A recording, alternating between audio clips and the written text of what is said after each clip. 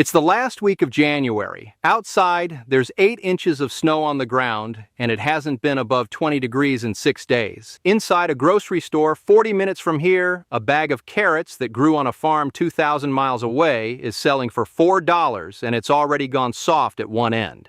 A head of cabbage is wrapped in plastic and priced like it's rare. None of it tastes like anything, because it was picked green, cooled, trucked, and warehoused for longer than it grew in the ground. 60 feet from my back door, there's a wooden hatch built into the side of a hill. I open it, climb down 4 steps into the dark, and the air changes before my eyes do. Cool, damp, a little like the inside of a cave, steady at about 50 degrees. No matter what it's doing outside, in front of me, a bin of carrots packed in damp sand, still firm, still sweet, pulled from my own garden in October. Bins of potatoes, a shelf of squash, cabbages hanging by their roots from the ceiling joists, apples in their own crate, kept apart from everything else for a reason I'll get to. None of it has seen a refrigerator. None of it has cost me a cent since the day I dug it out of the ground. My name is Silas Fisher. I farm 40 acres in Holmes County, Ohio. My grandfather, Amish, dug the cellar you just heard me describe into the hillside behind this farmhouse before my father was born. And it has fed this family every single winter since. Through droughts, through hard winters, through years when the garden did poorly, and years when it did too well to eat it all fresh. It has never once needed electricity. It has never once needed a repairman. It has, as far as I can tell, never once failed. Today I'm going to show you exactly how a root cellar works, why it does what it does, and this is the part most videos on this skip. I'm going to walk you through 4 different ways to build one depending on how much land, money, and time you actually have. Some of you have a hillside, most of you don't. I'm not going to pretend everybody watching this has 40 acres in Ohio, so I'll show you the version that works for a 1/4 acre lot too. By the end of this, you'll know exactly what a root cellar needs to succeed, which foods belong together and which ones will ruin each other if you're not careful, and roughly what it costs compared to what you're already spending keeping produce in a refrigerator that fights the laws of physics every single day it runs. Stay with me. This is a long one, but it's the video I get asked to make more than any other, and I want to do it properly instead of rushing it. Here's the first thing to understand, and it surprises people every time I explain it. A root cellar isn't really a cooling device. It's the opposite. It's an insulating device.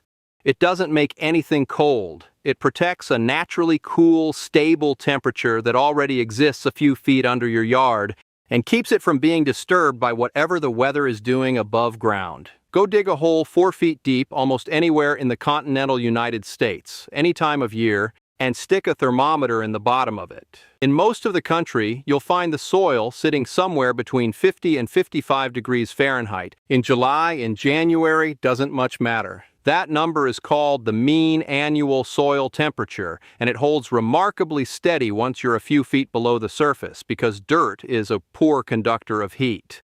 County extension offices and soil scientists have measured this in every state in the country, and the number holds true within a few degrees almost everywhere outside of the deep south and the far north. A root cellar is nothing more than a room built to take advantage of that constant, free 50-degree temperature sitting right under your feet, while keeping out the 2 things that would ruin it: outside air temperature swings and too much or too little moisture. 50 to 55 degrees, as it turns out, is close to perfect for storing most vegetables.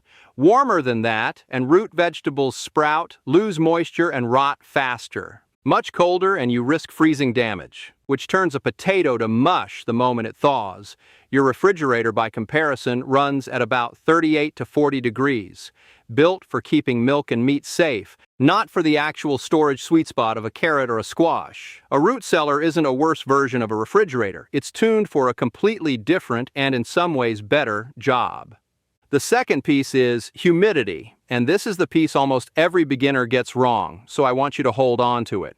Most root vegetables, carrots, beets, turnips, potatoes, want high humidity, somewhere around 90%. That sounds extreme, but think about where a carrot actually grows. Underground, surrounded by damp soil, at a steady, cool temperature. A root cellar is just recreating the exact environment the vegetable spent its whole life growing in. Take that same carrot and put it in a dry environment, even a cool one, and it will go limp and rubbery within a couple weeks as the moisture wicks straight out of it. That's why a cellar with bare concrete floors and no humidity source will disappoint you. And it's why the old design almost always includes a dirt floor or a floor with sand or gravel that can be dampened. But, and this is the part that trips people up, not everything wants that. Onions, garlic, winter squash, and pumpkins want the opposite.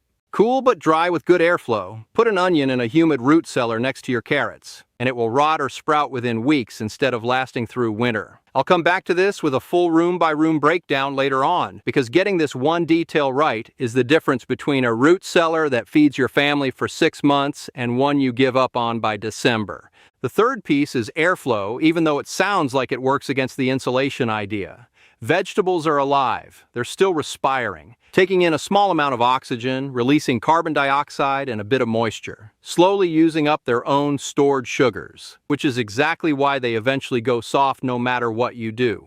A completely sealed room lets that carbon dioxide build up, lets excess moisture collect and turn to condensation, and speeds up decay rather than slowing it. A working root cellar needs a small, steady exchange of air, not a draft, just a slow trickle in and a slow trickle out, usually through 2 vents at different heights. Since cool air sinks and slightly warmer, moisture-laden air rises. That's the same stack effect principle I explained in a different context a couple videos back, just working at a much smaller and gentler scale. Constant cool temperature, high humidity for the roots, dry conditions for the alliums and squash kept apart from each other. Slow, steady airflow. Get those 3 things right and you have built for free what a 50-year-old refrigerator would cost you in electricity to approximate. And it will hold 3 or 4 times as much food. Here's the honest history of it. Rural electrification in this country really took hold between the late 1930s and the early 1950s. The Rural Electrification Act was signed in 1936, and it took about 2 more decades for power lines to reach the majority of American farms. Before that, a root cellar wasn't a homesteading aesthetic. It was simply how a family without electricity kept food edible through winter because there was no other option. Once the power lines came, and once a home refrigerator became something most families could afford, root cellars stopped being a necessity and started being extra work. Why maintain a cellar, check the humidity, layer vegetables in damp sand, when a fridge in the kitchen did the job with a door instead of a hatch? So people stopped building them. County extension offices, which used to publish detailed root cellar and food storage guides right alongside their canning bulletins, shifted almost entirely toward refrigeration and freezer storage advice by the 1960s. New homes stopped being built with a cellar or a cold room because it wasn't a feature buyers were asking for anymore. Within about 2 generations, the knowledge that used to be common enough that any farm family could recite it from memory became specialized enough that most people now think it requires a background in construction, or Amish credentials, or land nobody watching this actually has. None of that is true, and that's really the point of this whole video. The physics didn't change. The dirt under your yard is still 52 degrees in January. What changed is that almost nobody remembers that fact is useful, because for 70 years it's been cheaper and easier to just plug something in. We kept it, in my community, for the same reason I mentioned before. Not because we're smarter or more disciplined, but because we never had the machine to fall back on. When the option to just buy a refrigerator was never really on the table the way it was for most of the country, you keep doing the thing that actually works. That's the whole explanation. No mystery, no secret society, just a skill that stopped being urgent for most people and stayed urgent for us. This is where I want to slow down, because every root cellar video I've ever watched assumes you own a hillside. Most people watching this live on a normal residential lot or rent or have a yard the size of a 2-car garage. So let me walk you through 4 real designs, smallest and cheapest first, so you can pick the one that actually fits your situation instead of giving up because you don't have what I have. This is the smallest version, and it is genuinely the right starting point if you have a backyard of almost any size, even a small one. You dig a single hole, deep enough to bury a food-grade plastic trash can or a large barrel up to its lid, angle it slightly for drainage. Drill a few holes in the sides and bottom for airflow and to let excess moisture escape into the surrounding soil, and pack straw or dry leaves around the outside for extra insulation before you backfill. This holds a real meaningful amount of food. Enough carrots, beets, and potatoes to matter to a family of 4 through a good chunk of winter, and a footprint smaller than a kiddie pool. Cost is close to nothing if you already own a barrel. A new food-grade barrel runs $30 to $60. The whole project is a single weekend, mostly digging.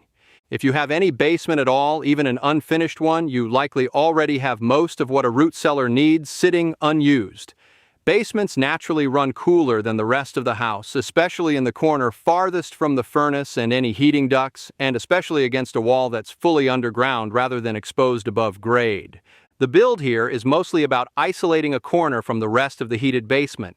Stud out a small room, insulate the wall and ceiling that face the interior of your house. The opposite of normal insulation logic, since you're trying to keep your home's heat out of this one room, not keep it in. And leave the exterior below-grade walls uninsulated so they can do their job pulling in that steady ground temperature. Add a small vent to the outside if you can manage it, even a passive one through the rim joist, and a simple door. This is the oldest design of the 4, older than root cellars with walls and a door, and it's worth knowing because it requires no digging into a hillside and no basement at all, just open ground.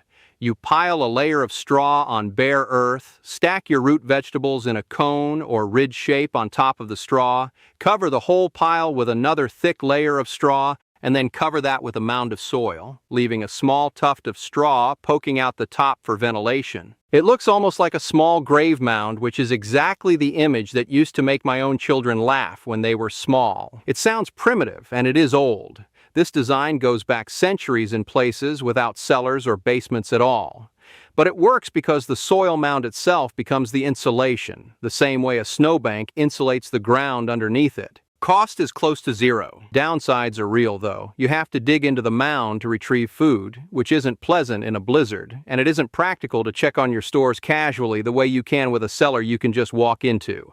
I'd call this the backup option, or the one you use for a single overflow crop, not your primary system. This is what I have, what my grandfather built, and it's the design most people picture when they hear root cellar. It requires either a natural slope on your property or a willingness to dig a proper below-grade room and build a structure over it, timber-framed block or poured concrete, depending on your budget and how permanent you want it to be. I won't pretend this is a weekend project. A proper walk-in cellar is a real construction undertaking. Excavation, drainage planning, so water doesn't pool against your walls or floor. An insulated door or hatch, and at least 2 vents positioned at different heights for that slow air exchange I mentioned earlier. Done simply, with a timber frame and earth floor, a determined person can build one over a few weekends for a few $100s in lumber and hardware, plus whatever it costs to rent an excavator for a day instead of digging by hand. Done as permanent construction with concrete and proper drainage, you're looking at a real project, likely with hired help, running into the low thousands depending on size. The payoff is real capacity. Mine holds enough food to matter for a family of 7 through a full winter, and no retrieval hassle. My honest advice, if you're just starting, build Design 1 this year. It costs almost nothing. Teaches you how your own soil and drainage behave, and lets you find out whether you actually use it before you invest a weekend and several $100s into Design 2 or 4 next year. Since Design 1 is the right starting point for most people watching this, I want to walk through it in real detail, the way I'd explain it to one of my own sons. Step 1, pick your spot. You want ground that drains well. Avoid the low point in your yard where water already collects after rain, since a barrel sitting in standing water will do more harm than good. A spot with afternoon shade is a bonus but not required, since you're relying on the depth of the hole, not surface shading, to keep things cool. Step 2, dig the hole. For a standard 30-gallon barrel, You're digging roughly 3 feet deep and wide enough to fit the barrel with a few inches of clearance on all sides. This is the most physically demanding part and, depending on your soil, might take a couple hours with a shovel or considerably less with a rented auger. Step 3. Prepare the barrel. Drill a series of half-inch holes around the sides of the barrel, concentrated in the bottom third, plus several in the base itself. These let excess moisture drain into the surrounding soil rather than pooling inside, and they allow a small amount of air exchange with the earth around the barrel. If you're using a metal trash can instead of a plastic barrel, the same logic applies, though plastic resists rust and will outlast metal by years. Step 4. Set and backfill. Lower the barrel into the hole so the lid sits at or just above ground level. Pack the gap between the barrel and the sides of the hole with soil, tamping it down in stages rather than all at once, so you don't leave large air pockets that could let the barrel shift later. Step 5. Insulate the lid. This is the step people skip, and it's the one that matters most in the coldest weeks of winter. A couple inches of straw laid over the lid, held down with a board or a flat stone, adds meaningful insulation right at the point where cold air has the shortest path down to your food. In my own experience, this single step is often the difference between vegetables that make it through a hard freeze and ones that don't. Step 6. Load and organize. Layer your root vegetables in slightly damp sand inside the barrel rather than piling them in loose. I'll explain exactly why and exactly how in the next section. Leave the driest, least perishable items nearest the top, since that's what you'll reach for most often without wanting to dig to the bottom in January. Total cost for this build, if you're buying a new food-grade barrel and a bag of sand, somewhere between $40 and $80. Total time, 1 afternoon, most of it spent digging. This is the section I most wanted to get right, because it's the part almost nobody explains properly, and it's the reason most people's first attempt at root cellaring disappoints them within a month. Group 1, the high humidity root vegetables. Carrots, beets, turnips, parsnips, and rutabagas all want the same thing: cold, close to freezing but not quite, and very humid, packed in slightly damp sand or sawdust so they don't touch each other or dry out. Layer a couple inches of damp sand in a bin, place a single layer of vegetables so they aren't touching, cover with more sand, and repeat. Done this way, carrots in particular can hold for 4 to 6 months, sometimes longer, and many people say the flavor actually improves after a few weeks in cold storage as the starches convert to sugar. Group 2, potatoes. Potatoes want similar humidity to the roots above, but slightly warmer. Closer to 45 degrees than 35. And, critically, they want darkness. Light triggers potatoes to green and produce solanine, a compound that makes them taste bitter and, in enough quantity, is genuinely not something you want to eat. Store potatoes in a slatted bin or a burlap sack rather than a sealed container, so air can move around them and keep them fully out of light. Stored well, potatoes commonly last 4 to 8 months. Group 3, cabbage. Cabbage is unusual in that it stores best hanging by its roots from a ceiling joist or a shelf edge, wrapped loosely, or sitting in damp sand like the root vegetables. But it has a strong smell that will work its way into anything stored nearby, so give it its own corner. Properly stored, whole heads can last 2 to 4 months. Group 4, the dry storage crops, onions, garlic, and winter squash. This is the group that needs the opposite conditions from everything above, which is exactly why I keep bringing it up. Onions and garlic want cool temperatures but low humidity and real airflow. Braided and hung or spread in a single layer in a mesh bag, never piled in a damp bin, or they'll rot or sprout within weeks. Winter squash and pumpkins want similar treatment, cool, dry, and ideally sitting on a shelf rather than the floor, with each squash left with a couple inches of its stem intact, since a squash with a broken-off stem spoils far faster than one that still has it. Cured properly before storage, left in a warm, dry spot for a week or 2 after harvest to toughen the skin, a good winter squash can last 3 to 6 months in a dry corner of your cellar. Group 5, apples and why they need their own room. I mentioned this at the start, and here's the actual reason. Apples release ethylene gas as they ripen and continue to release it in storage. Ethylene is a ripening signal. It's the same gas that makes a banana speed up the ripening of everything sitting next to it in a fruit bowl. Store apples in the same bin as your potatoes, and you'll find your potatoes sprouting early. Store them with your carrots, and the carrots will turn bitter and develop a rough, hairy texture faster than they should. Apples belong in their own crate or their own end of the cellar, ideally with a little airflow of their own. Kept properly, many storage varieties, the firmer, later season apples, not the soft-eating apples you'd pick in August, will hold 3 to 5 months. Get this room-by-room logic right, and a single cellar, even a small one, can hold 5 or 6 completely different categories of food, each keeping properly for the better part of a winter. Get it wrong. Pile everything into one bin because it's all vegetable.